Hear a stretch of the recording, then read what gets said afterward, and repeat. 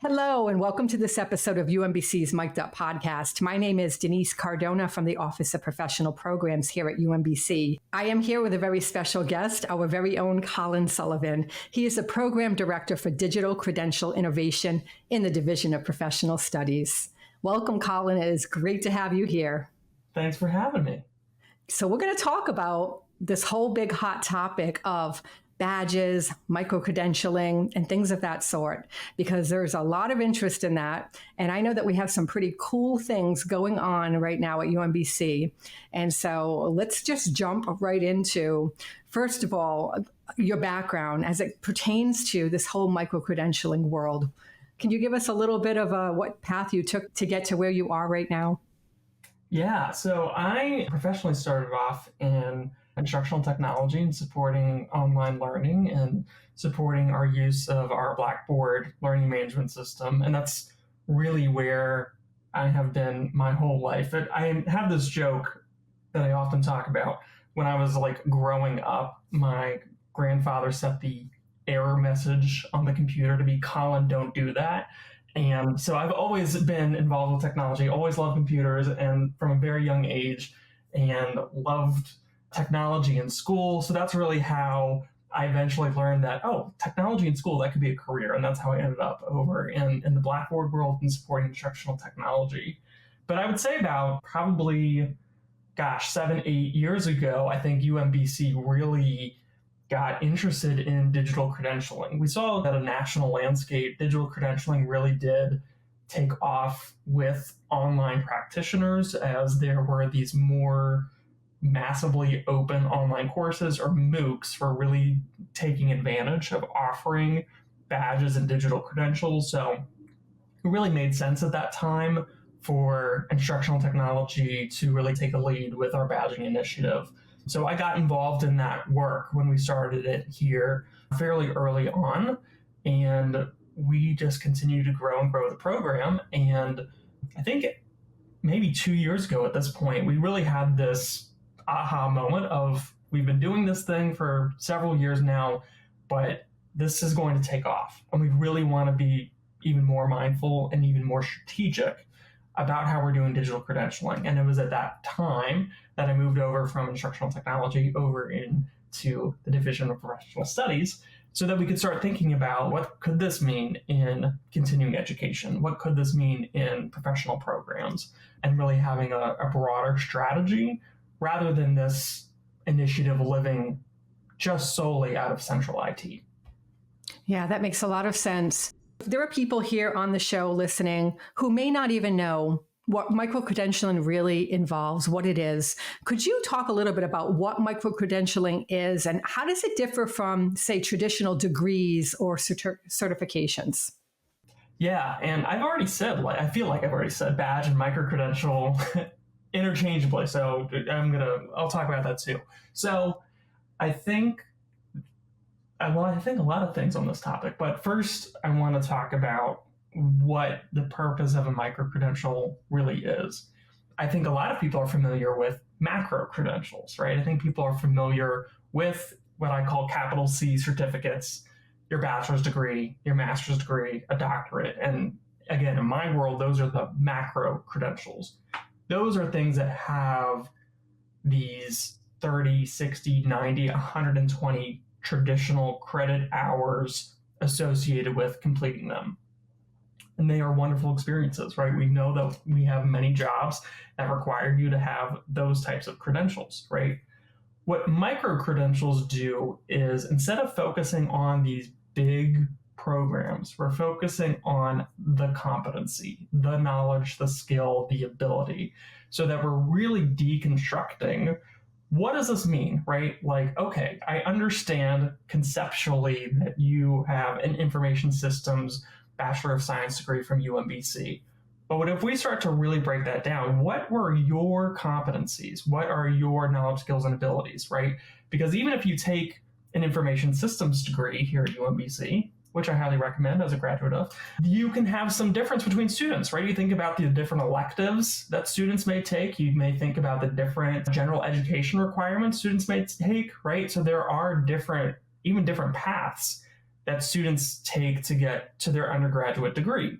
What microcredentials are really doing is saying, okay, let's detail that, right? Let's detail and acknowledge what those competencies are in a way that is understandable, most importantly to the learner, right? If I look back at my transcript, even now, I may not exactly remember what English 393 was, right? But if I can say that I actually learned about technical writing and how to prepare a brief and how to summarize and prepare a presentation, those are niche competencies that are going to help me as I'm interviewing, as I'm preparing for graduate school. All of that's really helpful stuff for me as an individual. It's also really helpful for, say, an employer who, again, sees so many transcripts and sees so many different courses that there may be an English 393 from UMBC. There may be an English 393 at College Park. There may be an English 393 at Towson. And they all may be just a little bit different. But if we can specifically say, this is what you, our learners, are taking away from this experience, it's going to help employers, again, or whoever is looking at individuals from UMBC, say, oh, I know exactly what they accomplished. And we can do that and leverage that through a microcredential. So I really think that's the benefit of microcredentials, is that we're really demystifying what our learners are learning in our spaces. And we're really demystifying what our macro credentials are. But on the other hand, we also have tons of experiences that aren't credentialed at all, right? We have tons of applied learning experiences. We have tons of co-curricular experiences that up until this point, we haven't had an amazing institutional way to acknowledge the real work that our students and learners are meaningfully acquiring, their competencies that they're acquiring. So we can do that through a microcredential now, right? Because maybe it's not a full course, maybe it's not anything else in particular, but we're able to acknowledge their work and their achievements through a microcredential. So really, the microcredentials are really versatile in what we can do, but it always comes back to what are the knowledge, skills, and abilities that we can acknowledge. I love that. And one of the things that when you were saying all of this, something that brought to my mind is it's really good for people who say you don't really know if you like the field of cybersecurity, and maybe you're not sure if you're actually meant for that. And then maybe by taking a microcredential to get a certain knowledge, skill, or ability, you're able to then see, hey, I really do like this, and I do get this, and I can do this. And maybe it can bridge to a formal degree, a macro credential at some point. Or at the same breath, maybe it's you have your master's degree, maybe you have your PhD, maybe you have your bachelor's, and now you just need some very fine-tuned skills, knowledges, and abilities that are out there. You see them out there, and you don't quite have them from your macro degree credential. And then this is your way of being able to bridge that gap in that. Absolutely. I think your comments made me think of two things. Wholeheartedly agree. The first thing is thinking about our undergraduate students and getting competencies that are completely different than their macro credential, right? So I'm thinking about our students that are in our College of Engineering and Information Technology. We actually know that employers are looking for students and graduates from our College of Engineering and Information Technology with some of these more durable skills, right? How do you communicate? How do you critically think? How do you process? How do you work in a team, right? We know that those are skills that employers are looking for, and frankly, are just good skills to have to be a more holistic and round person, right? Conversely, we know that our students and our graduates from, say, our College of Arts and Humanities and Social Sciences, they're looking for more technical skills as they start to go into the workforce. How do you use Excel? How do you use different software to be more competent in your position? So I'm not suggesting that we have our students complete a whole second bachelor's degree in a completely different field, right?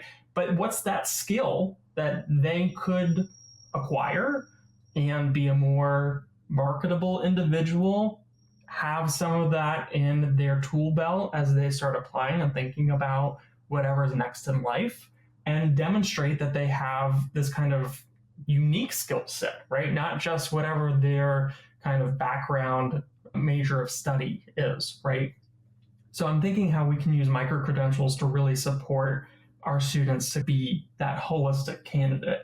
And exactly what you were talking about on the second thing that I'm thinking about is I think and hope that we are living in a time of a culture shift with how institutions, employers, and people look at macro credentials later in life, and thinking about how we live in a time where I think that we're realizing that we are over credentialing, right?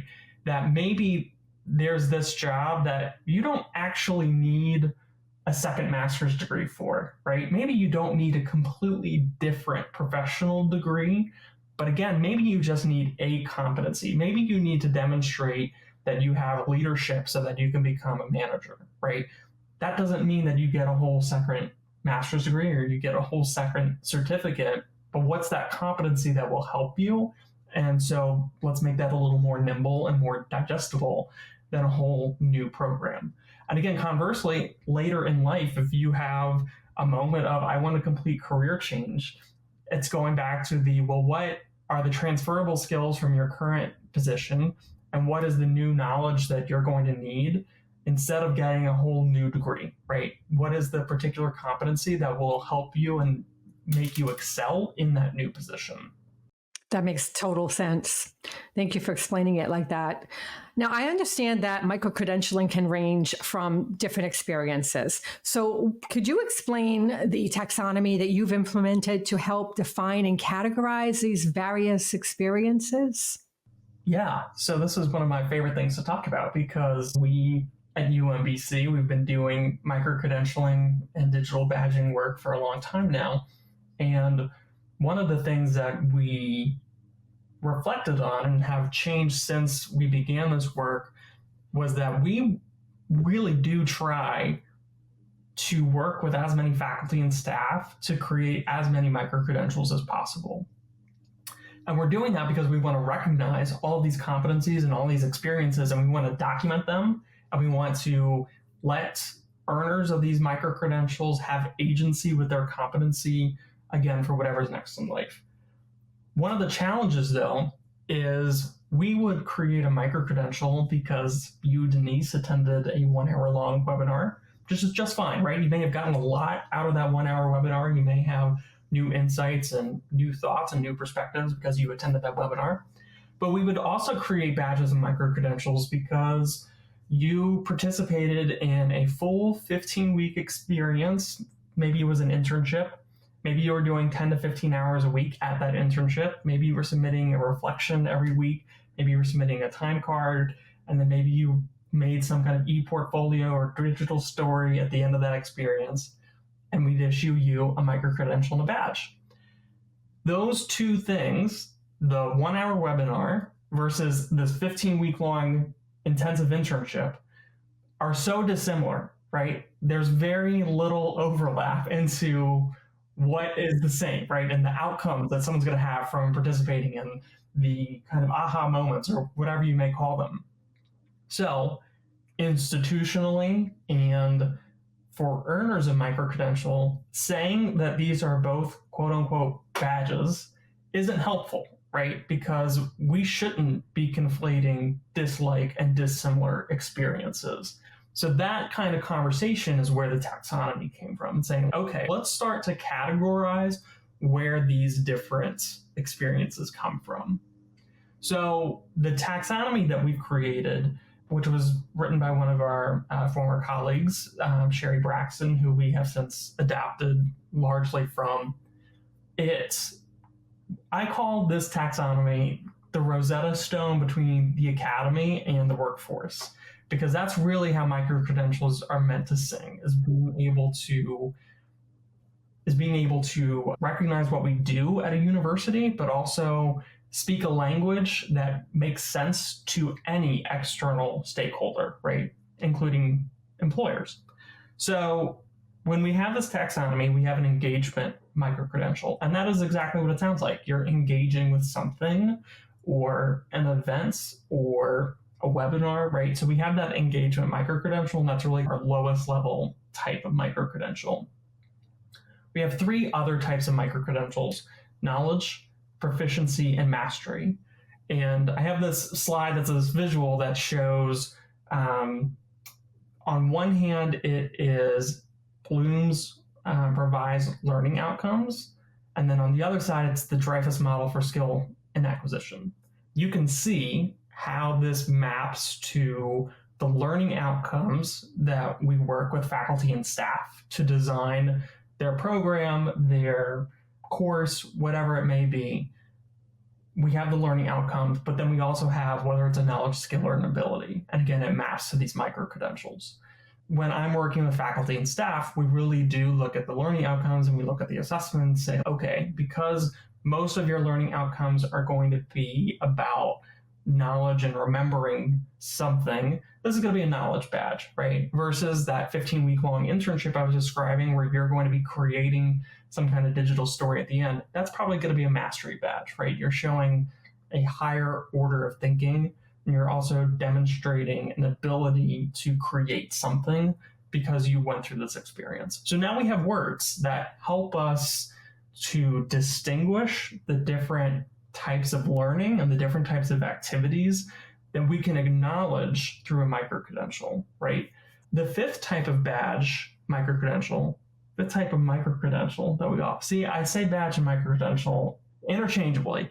And just so that you have those in case you're interested, letter of the law is that a badge is the visual you see on a computer screen. So the pretty colors that light up on your computer screen. The microcredential is really what we're interested in. The microcredential is the recognition of the competency from any learning experience. So with that said, we do have a fifth type of microcredential. We call that the meta microcredential. We firmly believe that microcredentials are how we can walk our talk with lifelong learning, right? We institutionally, UMBC, we love lifelong learning, but what does this actually mean? And what does this actually look like? And again, going back to maybe you don't need to complete a full master's degree, or maybe you don't need a full whatever. You can look at this microcredential because it's the right competency right now at this right time, right? So we can use microcredentials as these tools for lifelong learning. But with that being said, we still want learners to think about how do these competencies interact with one another? What story do these competencies tell when they're put together? So that is what a meta microcredential does. It's a symbolic recognition that you've completed a pathway, that you have earned 4 or 5 related microcredentials, and now you have this meta microcredential that is a summary saying you have finished that pathway. Meta microcredentials are obviously very cool because they are that recognition, but they don't fall perfectly within our taxonomy because we are so interested in the competencies, in the knowledge, skills, and abilities that the meta microcredential is really just the symbol that you get at the end of that pathway. My next question is, how can micro-credentials serve as a pathway for learners? In other words, can they be used to transition from one learning experience to another? And if so, how does that process work? Yeah, this is something that we are continuously developing, and something that is really on the top of our minds, because this is how this work could really be a meaningful pathway, not to use the pathway too many times, but this could be a meaningful pathway for folks that aren't considering macro credentials or don't see macro credentials as a possibility for them. So I'm thinking of 2 examples that we're working on. We're working with our STEM Ready program, which is working with current high school students at Montgomery County Public Schools through a pathway at Montgomery College, which is the local community college, and then at UMBC at Shady Grove. And that is a pathway to STEM macro credentials. We've identified 4 bachelor's degrees through UMBC at universities at Shady Grove. We, UMBC, are offering a number of co-curricular and extracurricular activities that are in a STEM-related field that we're acknowledging through a microcredential, right? So we are creating microcredentials and meta-microcredentials for the STEM-ready students as they learn about STEM competencies and as they think about coming to UMBC for their macro-credential. So in that way, there's a very clear path from high school to community college to UMBC to have micro-credentials along the way. Because if we're thinking about some of these STEM competencies, if you are a junior or senior in high school and you get a micro-credential that you know how to program in Java, that micro-credential could really mean that you have a completely different summer internship experience, right? You could be thinking about different jobs that you otherwise wouldn't be able to have access to, right? So there really is some economic mobility that could happen if you could earn these micro-credentials really early on, right? But again, it's thinking about how can this stack? How can this lead to a pathway to that larger macro credential? Because maybe you do find that really awesome job and you still need that bachelor's degree, right? Now you have that pathway built in. The other example I'm thinking about that just all the praise and shout outs to our colleague, Sally Scott, who has really done so much of this work, has been phenomenal. She has in her community leadership master's programs, there are a number of skills-based courses, and these are short 5-week experiences. And she has it so that at the end of that experience, if you meet the earning criteria, you earn the micro-credential. And we have a meta-micro-credential associated with those skills-based courses. She has one right now that, if I recall, I think if you earn 3 of the component micro-credentials, you earn the meta-micro-credential. But what's really exciting is that a number of colleagues, huge shout out to all of them, Sally, Allison Jones, colleagues in the registrar's office, colleagues in the graduate school, they have made it so that the meta-micro-credential can be articulated into the master's degree from community leadership. So that is really exciting, right? We're really excited because we are hoping that this becomes a template for other types of macro credentials. So the template being, how could we make shorter experiences associate a micro credential with that shorter experience and then have it articulate into a larger macro credential, whether that's a capital C certificate or a master's degree, something else. So there's a lot of excitement going on campus right now because we are thinking really deeply about how we can leverage these meta micro credentials to be these robust pathways to UMBC. This is the end of part 1 of our 2-part session on microcredentials with Colin Sullivan. Look out for part 2. Thanks as always for tuning in. If you'd like to learn more about our offerings, check out the links in the description.